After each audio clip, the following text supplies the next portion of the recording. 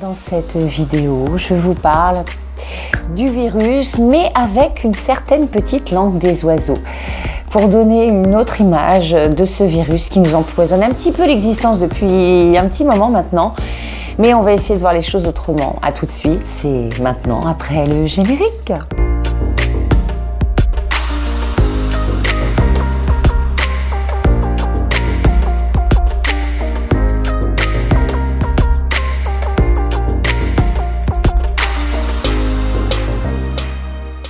Bonjour chères belles âmes en éveil, éveillées ou très éveillées. Mais en même temps, je pense qu'on est tous dans un éveil conscient.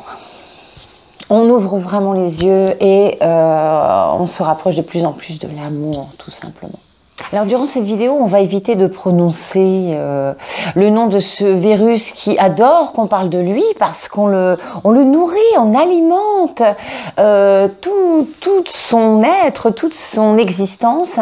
Et puis surtout, on le fait grossir, on le fait s'amplifier, on le fait avoir une puissance de plus en plus conséquente. Forcément, plus on parle de lui, plus il a une notoriété partout, et de plus en plus forte, et de plus en plus forte, et de plus en plus forte.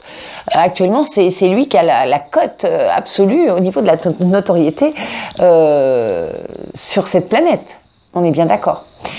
Donc aujourd'hui, on va parler un petit peu de langue des oiseaux. La langue des oiseaux, vous savez ce que c'est. Je vais faire une vidéo aussi prochainement sur ce qu'est la langue des oiseaux. C'est aller au-delà d'un mot, c'est-à-dire c'est voir toutes les symboliques, toutes les significations par rapport à l'écriture d'un mot. Je m'explique. Quand j'étais petite, je vais vous donner un exemple par rapport à mon vécu. Quand j'étais petite, mes parents, par rapport à un grand-père qui était en fin de vie, on parlait déjà de morphine. Enfin, du moins, c'était la première fois que j'en avais entendu parler étant petite, de ce médicament qu'on administrait aux personnes qui étaient en fin de vie pour qu'elles puissent partir en douceur, s'endormir doucement et rejoindre l'au-delà. Et moi, étant petite, je croyais que ça s'écrivait mort, comme la mort, fine, tout en finesse. Voilà. Ça fait partie de la langue des oiseaux. Voilà. Comme l'âme or, la mort, c'est l'âme hors du corps. Voilà, c'est l'âme qui quitte le corps. Ça aussi, ça fait partie de la langue des oiseaux. Il y en a plein.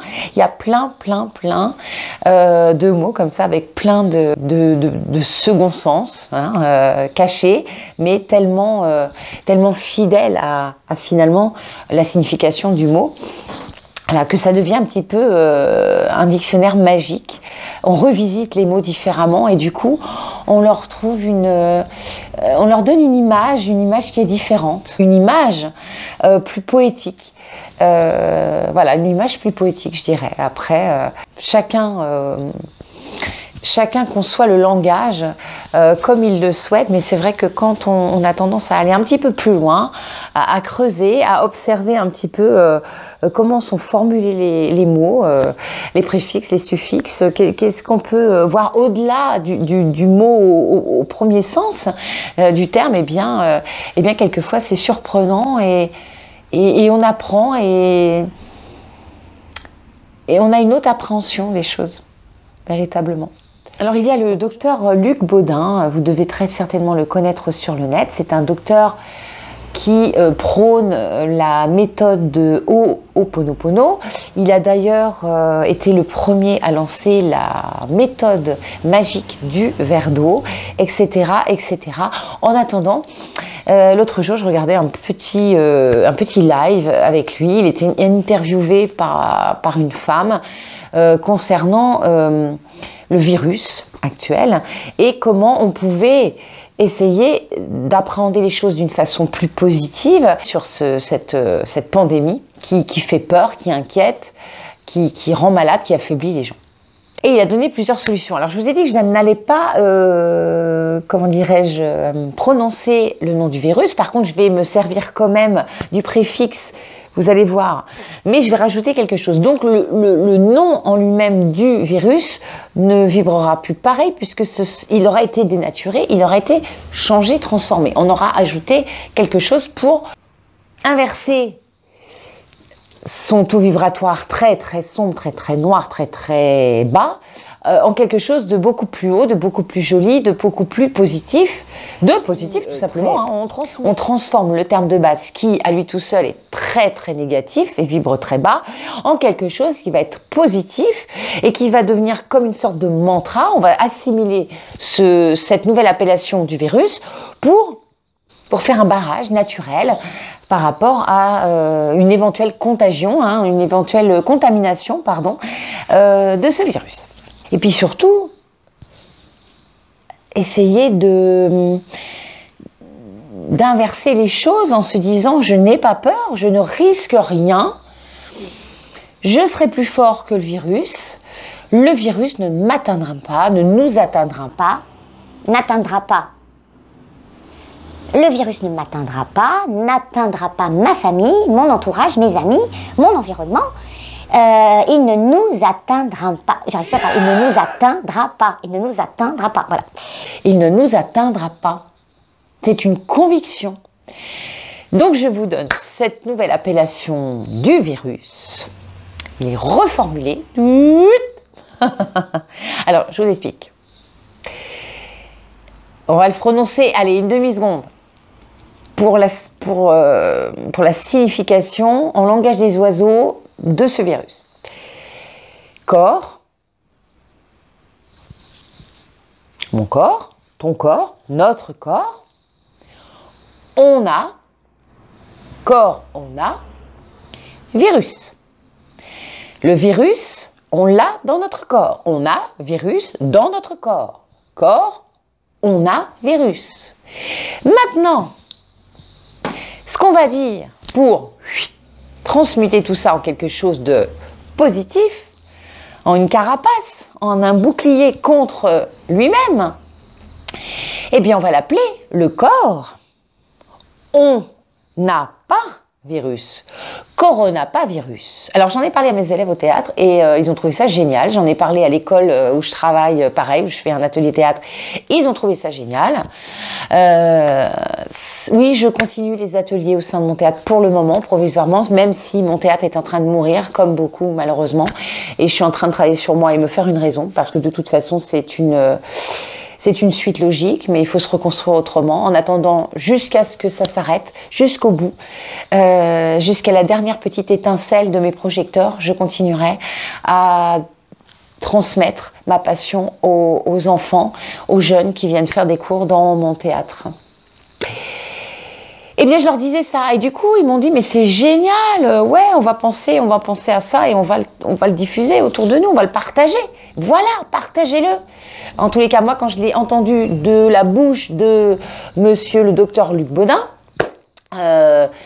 j'ai vraiment eu envie de le partager tout de suite, de vous le partager pour que ça fasse un mantra qui se véhicule de plus en plus partout et qu'on l'intègre, qu'on l'assimile en nous et qu'on vibre corona, pas virus et pas coronavirus. On ne l'a pas. Corona, pas virus. On n'a pas le virus dans notre corps et on n'aura pas. Voilà. Pour vous rappeler aussi, toujours avec la petite langue des oiseaux. Alors, on va prendre le corona, pas virus. Corona, pas virus, ça commence par corona. Corona, c'est quoi? La couronne. Le chakra couronne. Je vous rappelle, c'est le chakra qui est ici. Hein. On a tous les centres énergétiques qui partent au niveau de l'énergie et qui reçoivent l'énergie, hop, des deux côtés, voilà, du corps, hein, la face postérieure, la face antérieure, et le chakra coronal qui, hop, est relié aux énergies cosmiques et le chakra racine qui est relié aux énergies de la Terre, aux énergies telluriques. Tous ces vortex qui tournent en permanence, hein, on est d'accord. Tout est cyclique, tout tourne en permanence, tout le temps, tout le temps, tout le temps. Eh bien, ce virus est en train de, certes, décimer une partie de la population, est en train de faire un grand nettoyage. Dit nécessaire, entre guillemets, attention, hein, je pèse mes mots, mais parce que face à ce virus, cette lutte contre le virus, il y a toute une masse d'individus qui justement s'éveille, on en parlait tout à l'heure, qui s'éveille, qui se tourne vers le don de soi, vers le partage, vers la spiritualité, tout simplement. Et en étant dans la paix, hein, c'est une masse qui est pacifique, qui sait qu'à un moment donné, tout va s'inverser, les choses vont devenir de plus en plus belles, de plus en plus emplies d'amour, mais tout cela se fera d'une façon pacifique, même si à un moment donné, il va falloir montrer au créneau, mais ça sert à rien de vouloir faire en sorte d'attaquer une dictature, d'attaquer, d'être contre des événements de barbarie, hein, dit vraiment de barbarie, comme les attentats, etc. Tout ce qui arrive sur cette planète qui est absolument atroce. Ça sert à rien d'attaquer par la même chose. Non, justement. La plus grande force, c'est cet état de paix, cette envie de transmettre la paix et d'envoyer de l'amour à l'autre, même s'il est dans une haine inouïe. Quand on lui envoie de l'amour, forcément, à un moment donné, il va être impacté par cet amour. Et la haine, la violence, toutes ces répercussions de la haine, puisque la haine découle de l'amour indirectement, ben, on retourne à un moment donné, on revient à l'amour. Bref, tous les sentiments, toutes les manifestations négatives, mauvaises, de violence, de haine, de pouvoir, d'envie, de jalousie, de trahison, de tout ce que vous voulez sur cette planète, ce sont des actions, des émotions, des sentiments générés par la peur. Quand on a peur de manquer au niveau matériel, qu'est-ce qu'on va faire? On va jalouser, on va envier, on va trahir peut-être, etc. Quand on a peur de ne plus être aimé, on va tomber dans la haine, on va faire du mal. Quand on a peur de ne plus avoir le pouvoir, qu'est-ce qu'on va faire? Eh bien, on va déclarer des guerres, on va faire la guerre, on va tuer. Hein, même pour l'argent, pour la peur de manquer, etc. On va tuer, Voilà, la peur génère tout le reste. C'est la peur, au départ, qui fait tout ce malheur. Hein. Peur égale malheur. Mais c'est vraiment ça. Égale terreur. Et ce mouvement de masse pacifique, ce mouvement de masse qui est rallié, qui se rallie de plus en plus à la spiritualité, d'où le chakra couronne, eh bien, c'est ce mouvement-là qui va, à un moment donné, prendre le dessus sur la planète. Cette nouvelle planète, cette planète numéro 2, comme l'appelle Sylvain Didlot, je vous invite à aller le voir aussi sur le net, qu'il l'appelle Terre 2, qui va arriver dans pas si longtemps que ça, la Terre de la spiritualité. Véritablement. Donc, Corona, pas virus, mais voilà. Ça fait partie des dernières manifestations ultimes pour tous aller se diriger vers une nouvelle terre de la spiritualité. Ce virus est là pour nous rappeler que nous sommes des êtres spirituels et non pas que matériels. Ce virus, bien sûr, est englué dans la matière, hein, et il touche le physique. Et justement, c'est pour nous rappeler que avant toute chose, nous sommes des êtres spirituels et que tout ça va faire en sorte que nous allons de plus en plus nous orienter vers la spiritualité et retourner vers ce que nous sommes, tout simplement, retourner à la source, prendre conscience que nous sommes des êtres d'amour, des êtres de lumière. Nous ne sommes pas que des êtres physiques, nous sommes des êtres spirituels. Maintenant, l'autre appellation du coronavirus, le Covid-19. Alors, il faut savoir que co, le préfixe co, signifie cum en latin, qui veut dire avec, ensemble. Covid, ça veut dire que nous sommes en train tous de faire le vide. Du moins, ce virus fait le vide parmi nous. Avec nous.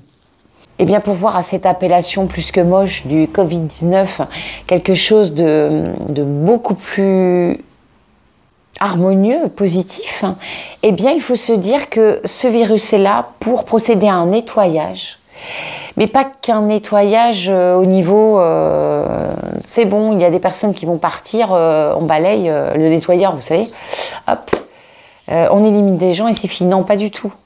Un nettoyage des consciences. Un nettoyage dans notre vie, dans notre existence. Beaucoup de gens, de par le confinement, le premier confinement, ont changé de vie, ou ont repris leur vie en main.